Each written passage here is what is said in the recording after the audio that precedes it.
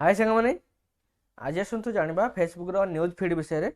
Facebook आप open कला आप फ्रेंड मान बहुत सारा स्टोरी देखो पोस्ट देखो आपड़ चाहिए पर्टिकुलर फ्रेंड पोस्ट देखिपारे आउ जहाँ को हाइड कर रखा कथा रखिपारे।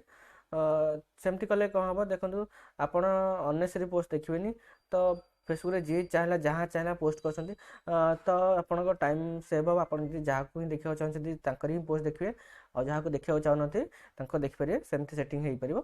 चलतु से देखा एवं चलते फेसबुक ओपन करिया।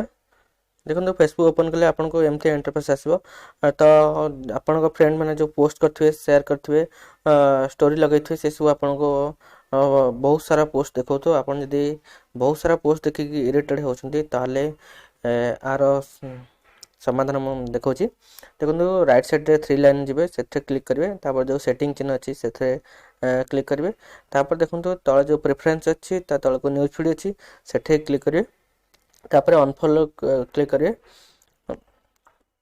देखो अनफॉलो ओके कलापर आपको जिते फ्रेंड थी तो से सब देखेब तो आप मुझे देखो सब जगह फ्रेंड को अनफॉलो करुचे बर्तमान अनफॉलो कलापर इंटरफेस केमती आसो तो आपको देखा देखो अनफॉलो माने या नुह जे आपण फ्रेंड रू से कटिजे अनफॉलो माने या नुह जे किसी नोटिफिकेशन आसे से आप अनफॉलो करदे।